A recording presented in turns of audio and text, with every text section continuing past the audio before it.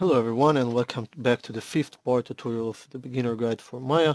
And this time what I will do, I will explain a little bit more of um, a little bit more in depth in about um, our tools from the left column here, the navigation tools, not the navigation tools but more of the moving tool and rotation tool and scale tool.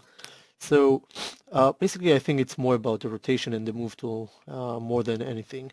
So whenever we have something, some object in Maya, uh, we want to, work precisely according to other objects we have in the scene. And we want things to be near as much as we can next to other things. I don't know, let's say we're going to put some cube on the floor and we want this cube to be attached to the floor perfectly without really overlapping it, or maybe overlapping it but not in a way that will, that will seem a little bit disturbing whenever you're going to render this. So I'm going to delete this thing and I'm going to create a polygon plane as for our floor. I'm going to switch with Artcore to scale tool, okay? And I'll simply grab the middle axis cube here, the yellowish one, click, hold, and drag to the right to scale this up. And this will serve us as a floor, okay, for instance. Now, we're going to create a sphere. Click on sphere here, and this will create your sphere exactly at the middle of this plane, but you can see that half of the sphere is beneath our plane and the other half is above the plane. So basically what we want to do, we want to grab it and put it exactly on top of the plane as it was rolling on the floor. So how are we going to do this? We simply start by switching to Move tool, pressing W, and we're going to push it with this arrow up here, so it will be up here. Now, on each surface, if it's the sphere or if it's our plane, we have those connection points, which are our vertices basically, or yeah, vertices. Or we have the edges, but I'm gonna talk about the vertices and how they are helping us on achieving the same goal of putting our sphere exactly on top of our floor. So I'm going to switch to the sphere, selecting the sphere. I'm going to bring it up a little bit in a way that I can see this middle vertex here, which is the connection point for all of those edges that, stretch there. So whenever you want to determine where this axis handle of the move tool will be customized, like you wanna place it somewhere else on your object, you can hold down the D key. Okay, you hold down the D key, you can see it's turned here into something else, and at the same time the pointing arrows that been on each one of those axes has been disappeared.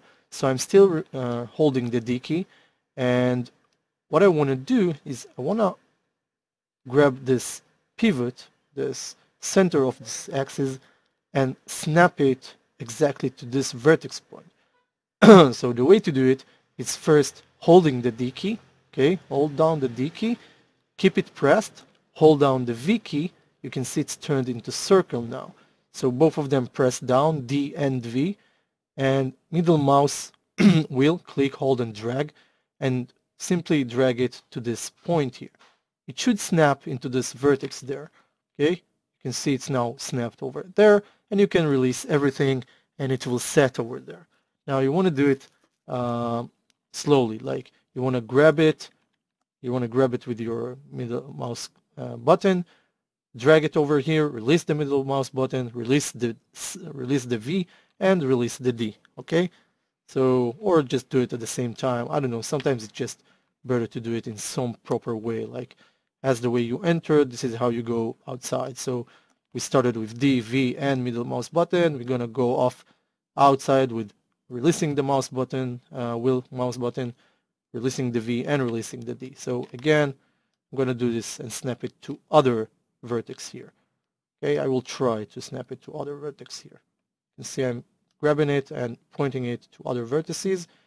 And I want you to practice on it because this is very useful and very, very helpful along the tutorials that you will try and learn in this channel, because we are going to use it every now and then. So hold on the D, V, middle mouse click, hold on this circle, and simply bring it over there.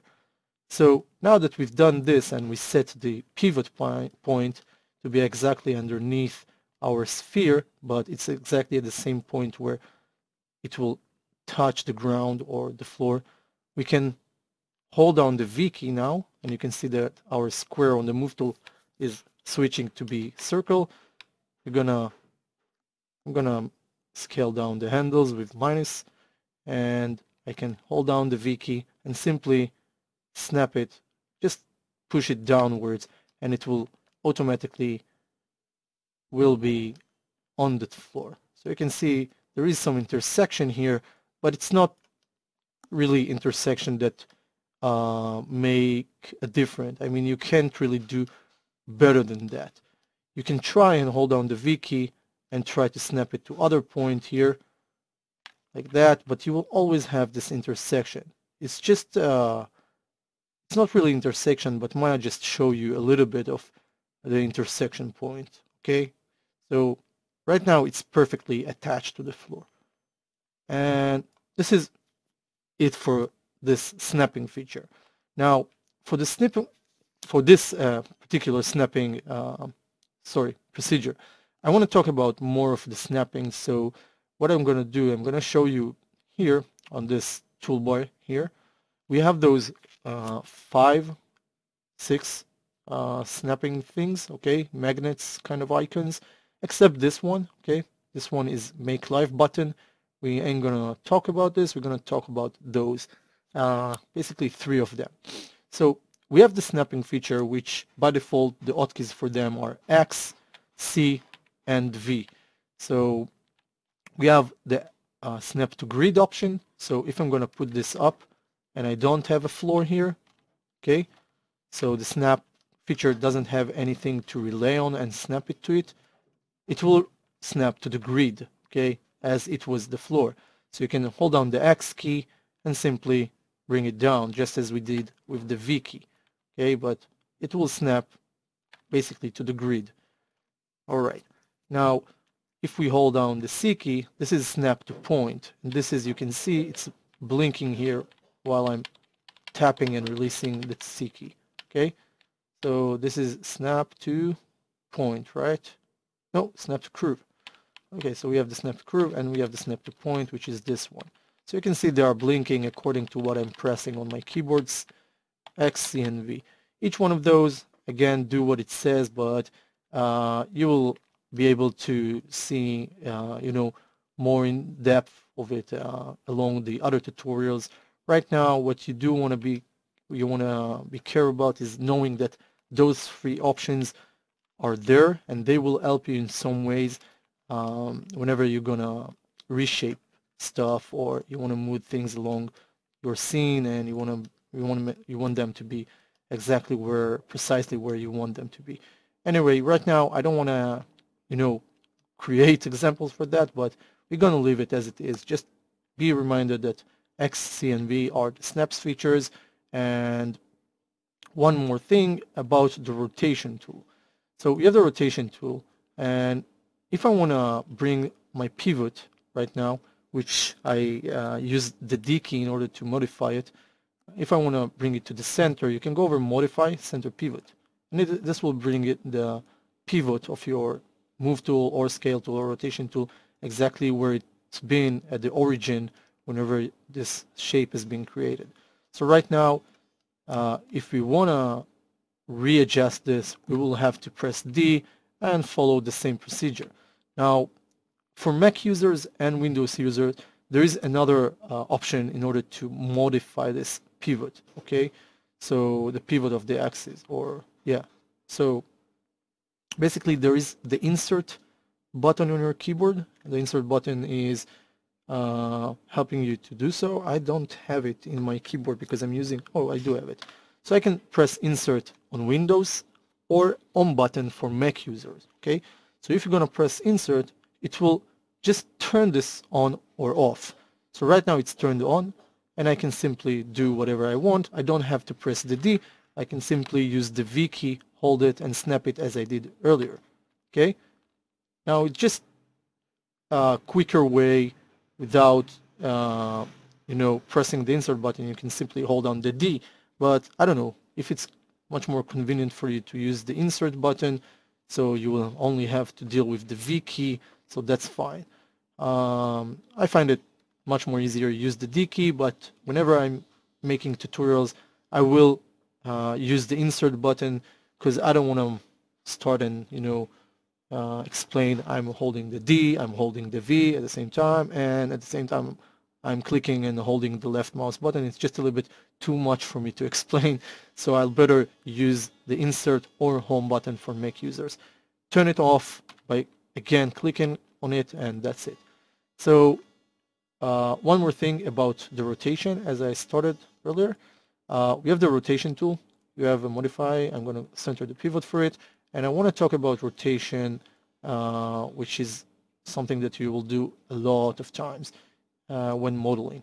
So whenever you want to rotate something, you can use those handles, right, correctly. And if you want to be more precise, you can use your channel box here and use the rotation. Oh, I accidentally created a key mark, which I want to delete. And we can simply use the rotation values here and simply rotate it in any desired direction, right? But I'm not using the channel box that much for those things. I will prefer to select it, select the rotation tool, and simply hold down the J key and then start rotate it. You will see that it snaps into some default angles. So basically it's taking steps. By default it will take steps of 15 degrees, 15 degrees each time it's snapping, and this way it's a quicker way for me to rotate it in 90 degrees or whatever degrees I want to rotate my object. So again, J key will help you do so, and simply a very quicker way to do this without getting into those and start to, I don't know, I don't think it's not, I mean, those are quicker enough also, but as for, out of the bat, right now, right here, to do this, I think that the J key just doing exactly what I need it to be. It's like there for me whenever I'm using hotkeys.